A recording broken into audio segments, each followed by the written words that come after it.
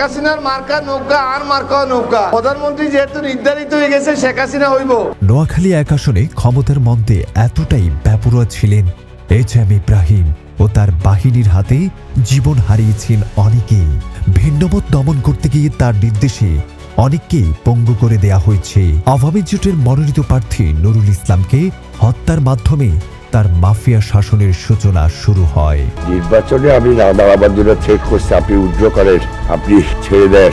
এরপর পুরো এলাকায় ত্রাসের রাজত্ব কায়েম করেন তিনি। উপজেলা বিএনপির সাবেক যুগ্ম আহ্বায়ক আমিরশাপাড়া ইউনিয়নের তৌহিদুল ইসলামকে ঢাকা থেকে নোয়াখালীর নিজ বাড়িতে ঘুরিয়ে রাতের আধারে হত্যা করা হয়। তৌহিদ ভাইকে হত্যা করাটা এটা একটা জঘন্যতম অপরাধ। এটা সম্পূর্ণভাবে ইব্রাহিম এবং কিং মোজাম্মেল, সোরা মোজাম্মেল বলি আমরা যাকে, এবং বাবু ওদের সিদ্ধান্তে এই তৌহিদ ভাইকে হত্যা করা হয়। অভিযোগ আছে তৎকালীন বিনা ভোটের এমপি এইচ.এম. ইব্রাহিমের নির্দেশে তৌহিদকে ঢাকা থেকে আটক করে নির্মমভাবে হত্যা করা হয়।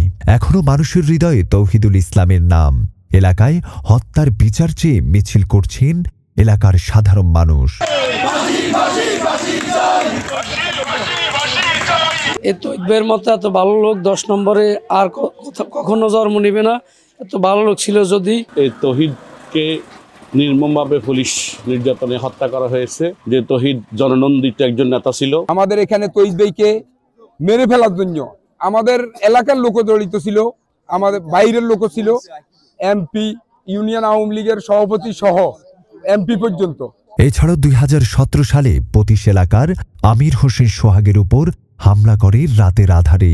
আটক করে হাত কেটে নেয় ইব্রাহিমের ক্যাডার বাহিনী।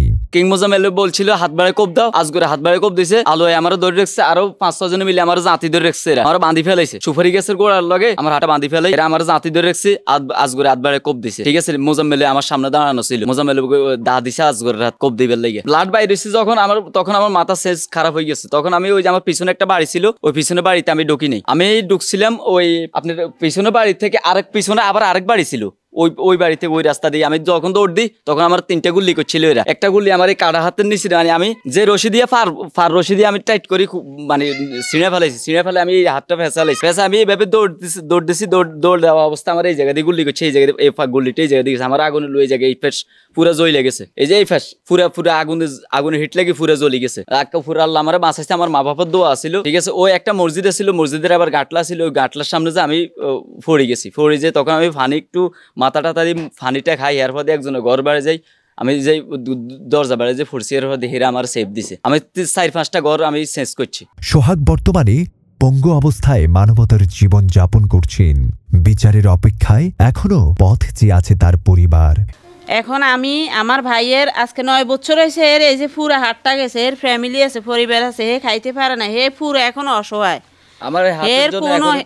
পুরো ফুরি এই যে হে খাইতেছে। আমার বাবা মা মুরব্বী একদম বৃদ্ধ, হেরা কোনো রকম হের জীবন যাপন চালাইতেছে। এখন হের কোনো লাইফে নাই। এখন ডাক্তার ইউনুস সাহেবের কাছে আমরা হের এই হাত কাটার বিশ্বাস চাই। এছাড়াও তার নির্দেশে 2 উপজেলায় 22 জনকে হত্যা করা হয়েছে।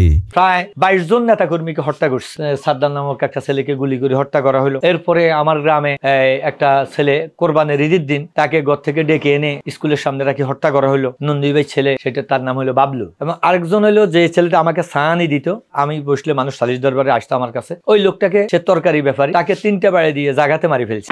এই 4টা হত্যাকাণ্ড দাউটি ইউনিয়নে। 2016 সালে পোরকরায় হিজবুত তাওহীদের হত্যা মামলায় 47 জনকে আসামি করা হলেও এইচ.এম. ইব্রাহিমের নির্দেশে 10,000-এর উপর নিরীহ মানুষের নাম যুক্ত করে দেয়। এর মধ্যে বেশিরভাগ জামাত বিএনপির নেতাকর্মী। এই হিজবুত তাওহীদের মামলায় একটা মামলায় 8টা পার্ট করে বিভিন্ন সময় বিভিন্ন মামলায় আমাদের 1800 নেতাকর্মীকে আসামি করেছে এবং একদিন একসাথে 70-80 জন পর্যন্ত জেলে চালান দিয়েছে। এবং যারা হাজিরা দিতে গেছে হাজিরাতে জামিন ক্যান্সেল করে একসাথে 70-80 জনকে এক রশিতে বেঁধে হাজতখানায় প্রেরণ করা হয়েছে। এই আজকের যিনি বিতাড়িত খুনি শেখ হাসিনার মদতপুষ্ট এইচ.এম. ইব্রাহিম এমপি, দিনের পর দিন হয়রানি করা হয় তাদেরকে। এই মামলায় মসজিদে নামাজরত অবস্থায় থেকে আটক করা হয় ইমাম মুয়াজ্জিনকে। চাটখিল মাদ্রাসার শিক্ষক বেলাল হোসেনকে গ্রেপ্তার করার পর তিনি বর্তমানে শারীরিকভাবে অসুস্থ হয়ে মানবতার জীবন যাপন করছেন। সোনাইমুড়ি বাইপাস মসজিদের ইমাম নজরুলকে আটক করে নিয়ে যাওয়া হয়। এভাবে একের পর এক হত্যা নির্যাতনের মাধ্যমে পুরো এলাকায় ত্রাসের রাজত্ব কায়েম করা হয়। বর্তমানে দেশের পট পরিবর্তনের পর নির্যাতিত পরিবারগুলো বিচারের আশায় অপেক্ষা করছেন, যেন কোনোভাবেই দেশ ছেড়ে পালাতে না পারে মাফিয়া এইচএম ইব্রাহিম। 4 পর্বের প্রথম পর্ব, পরবর্তী পর্ব দেখতে চোখ রাখুন জনতার জমিনে।